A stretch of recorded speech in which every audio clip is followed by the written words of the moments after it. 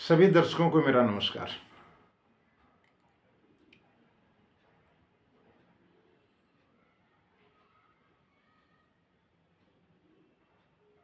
हमारे सनातन धर्म में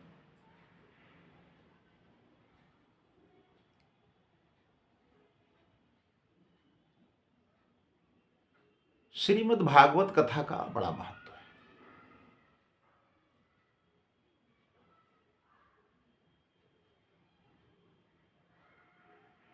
और उसके साथ साथ हमारे आचार्यों ने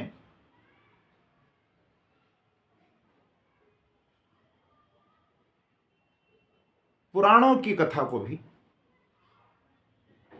समाहित किया।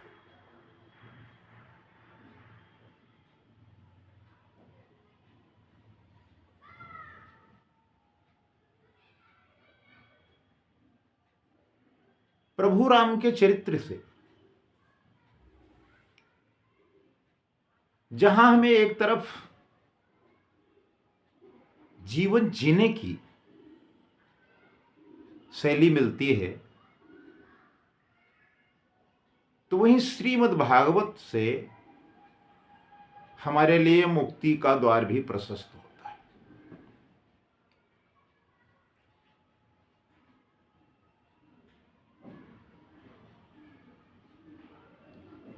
बड़े बड़े विद्वान हैं,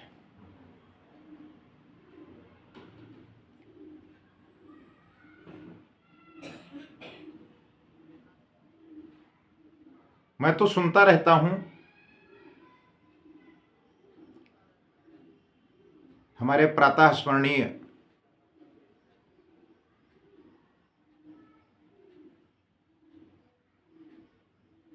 परम पूज्य राघवाचार्य जी जब कथा कहते हैं तो मन बिल्कुल एकाग्रचित्त हो जाता है।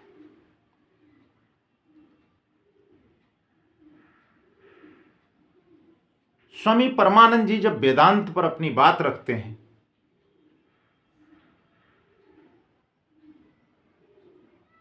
तो मनुष्य की मनोदशा बदल जाती है।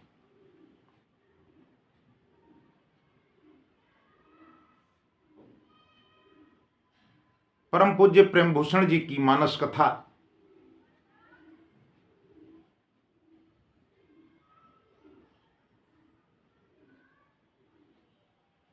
अपने में अद्वितीय है।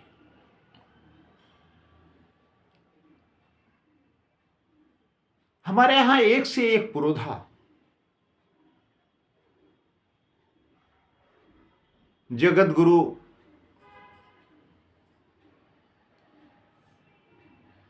जगताचार्य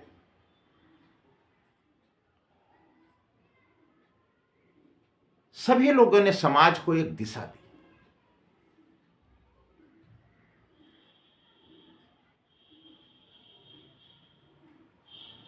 और कहते हैं कि विद्यावताम भागवते परीक्षा।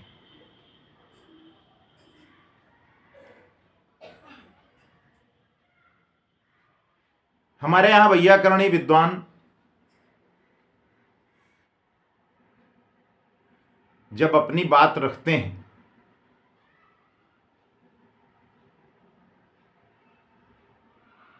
तो जो श्रोता हैं वो मंत्रमुग्ध हो जाते हैं और उनकी मन स्थिति बदल जाती है।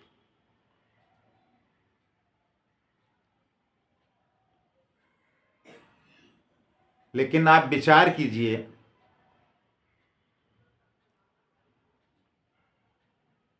अभी के कुछ साल पहले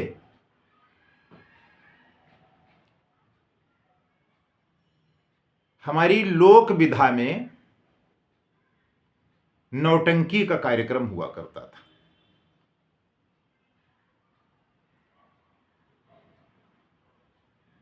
तो जो उसमें जोकर का रोल अदा करते थे वो लोग अब मंच पर बैठ करके कथा कह रहे हैं।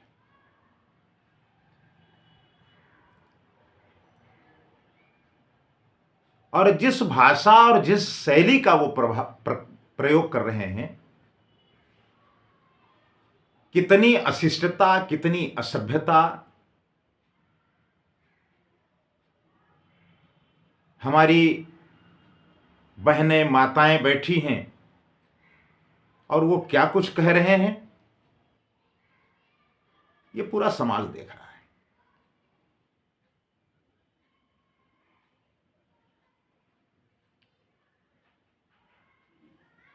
मैंने तो एक दिन देखा कि YouTube के ऊपर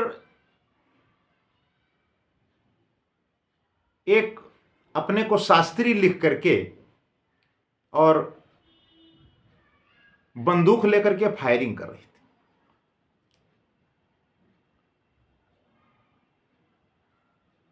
पहले ये नौटंकी में हुआ करता था।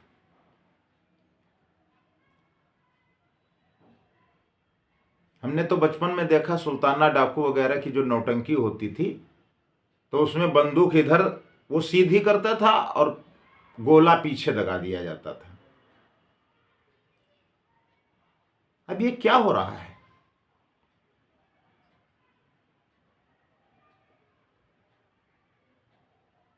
तो हम अपने जगत गुरु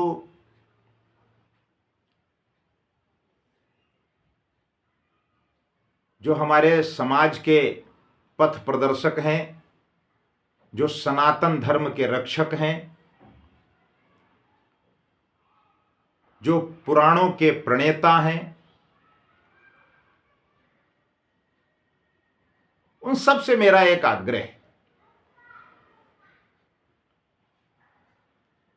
क्या उनके द्वारा इस पर कोई अंकुश लगाने का प्रयास किया जाएगा?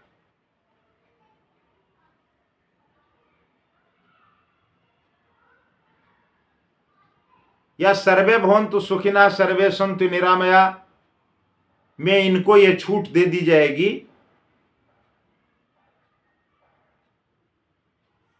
और मैं तो आश्चर्यचकित तब रह जाता हूं जब उस गांव के लोग इतनी अश्लीलता और इतनी अशिष्टता के बाद भी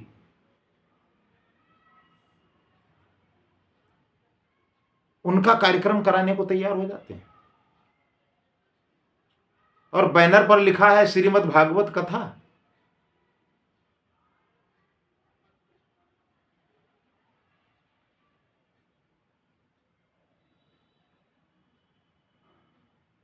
तो मेरा विनम्र निवेदन है,